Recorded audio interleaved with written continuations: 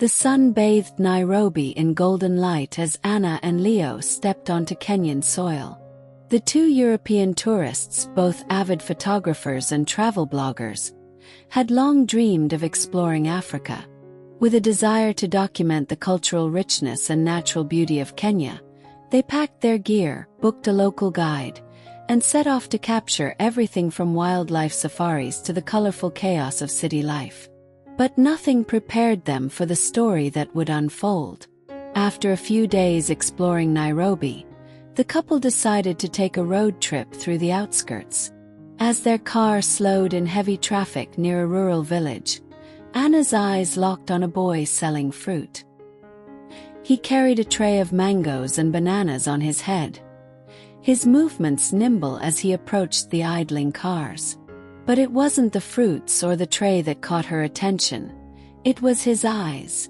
Stunningly blue and piercing, they were unlike anything she had ever seen in Africa. She grabbed Leo's arm, speechless.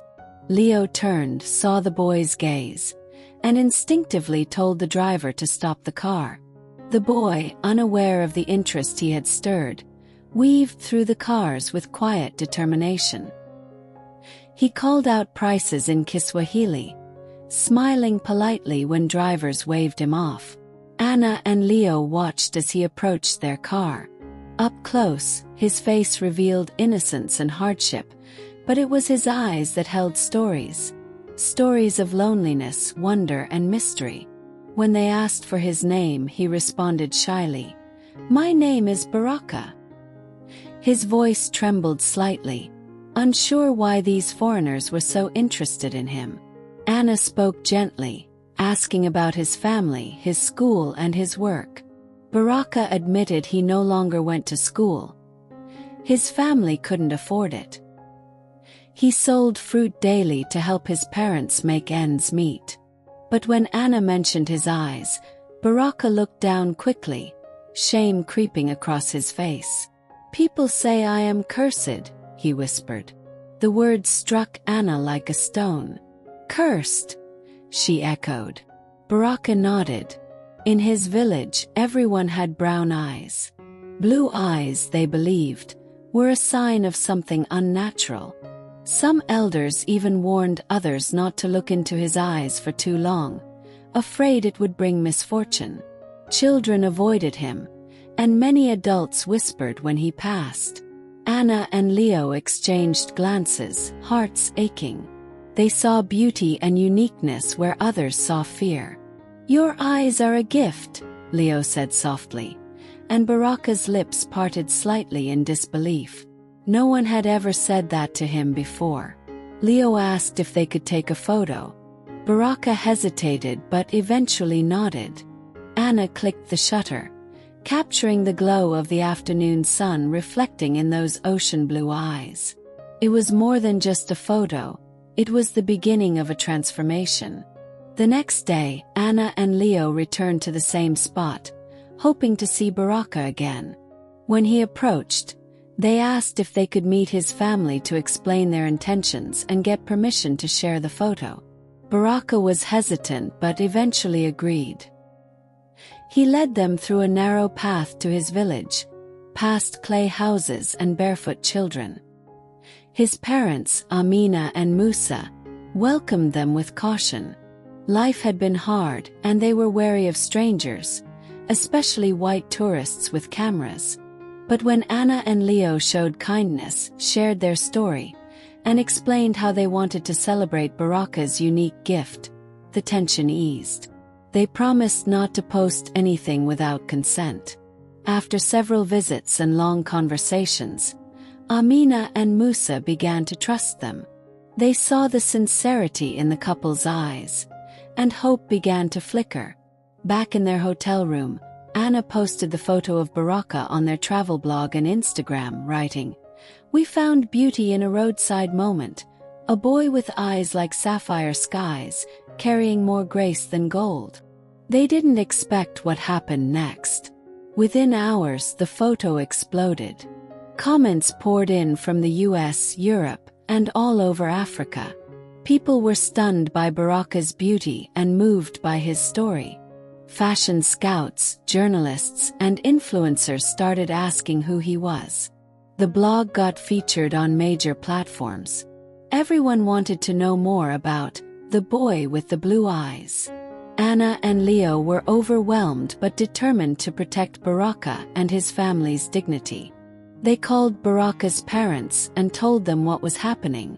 At first, the family didn't understand the magnitude, but when modeling agencies began reaching out, their eyes widened with a mixture of fear and excitement. Within days, a prestigious modeling agency from Italy contacted Anna and Leo, offering to sponsor Baraka's passport and travel. They wanted to feature him in an upcoming Milan runway show that focused on uncommon beauty. Anna and Leo met with Baraka's family to discuss the offer. Musa asked the toughest question: "Is this a dream or a trap?" The couple reassured them. No contracts would be signed without full understanding. A local lawyer was brought in, and the modeling agency sent legal translators. Musa and Amina finally gave their blessing, tears in their eyes. They never imagined their son, the boy whom others feared, could be wanted by the world. "You must never forget who you are," Amina told Baraka. "Your eyes are not a curse, they are your path." Baraka had never seen an airplane up close, let alone been on one. As they arrived at Jomo Kenyatta International Airport, he gripped Anna's hand tightly, heart pounding. Leo smiled and reassured him that he was safe. When the plane took off, Baraka pressed his face against the window, amazed by the clouds. The flight to Milan was long, but Anna and Leo kept him company, helping him navigate the foreign environment. Upon arrival, Baraka was greeted by a whirlwind of cameras, stylists, and a cold breeze unlike anything he'd felt in Kenya. The agency welcomed him like royalty. Despite the noise and lights, Baraka remained grounded, still the boy who once balanced fruit on his head in Nairobi traffic.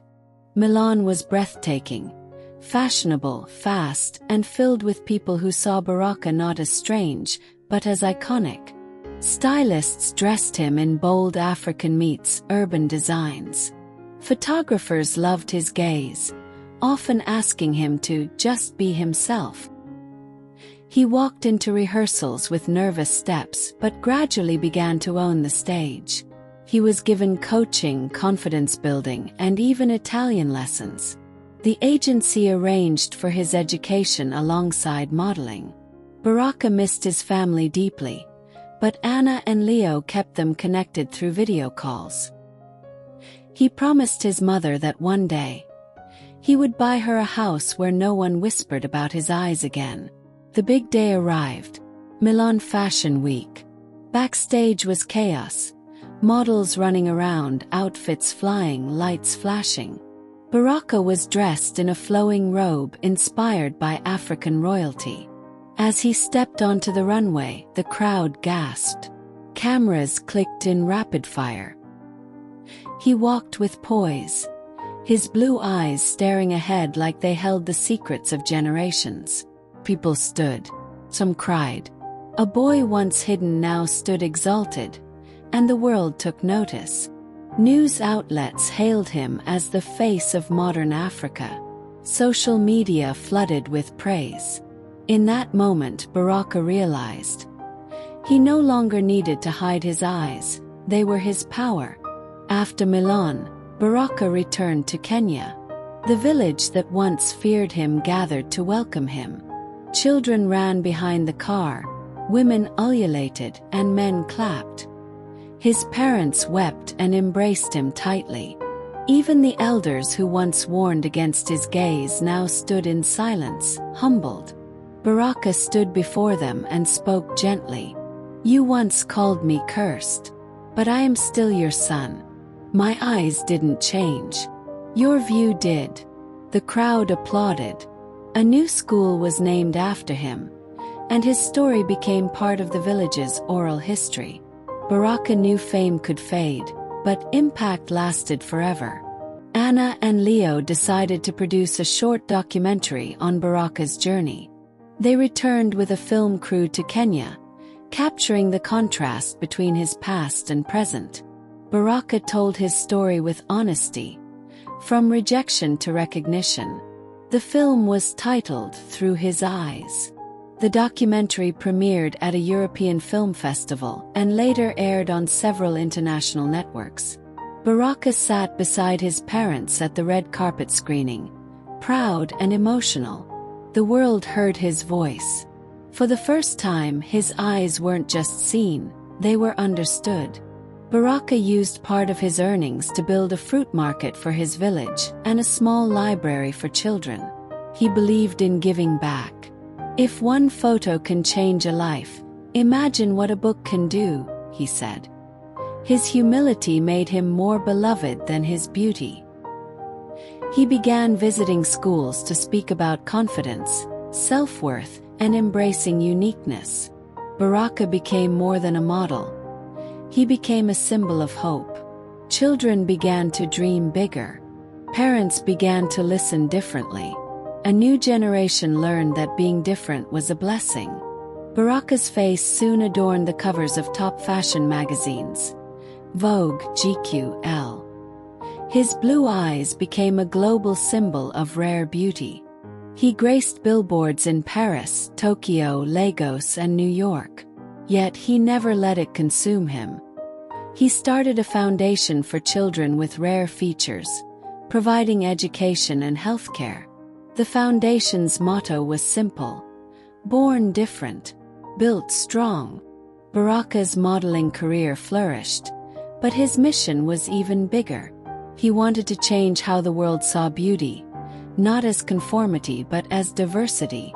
Kenya's Ministry of Culture invited Baraka to receive a national award for excellence in arts and youth empowerment.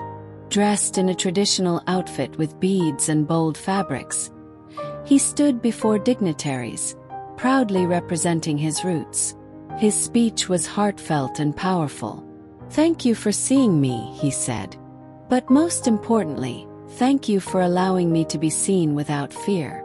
I hope every child with different features sees this moment and knows they belong." The audience stood in thunderous applause. Baraka had not only returned home, he had lifted it. Years passed, but Baraka's story remained timeless. He continued to model, but his greatest work was in storytelling, helping others embrace their uniqueness. He authored a children's book titled The Boy with the Blue Eyes, now read in schools across Africa and Europe. From a fruit seller in traffic to an international icon, Baraka proved that one moment, one picture, one kind encounter can change a life. And through it all, he remained the same boy who once whispered, "They say I am cursed." But now the world shouted back, "You are a miracle." My lovely readers, remember that what makes you different is what makes you unforgettable. Never be ashamed of who you are, because your uniqueness is your greatest gift. Thank you so much for watching. Please do like, share, and subscribe for more great African tales. See you next time.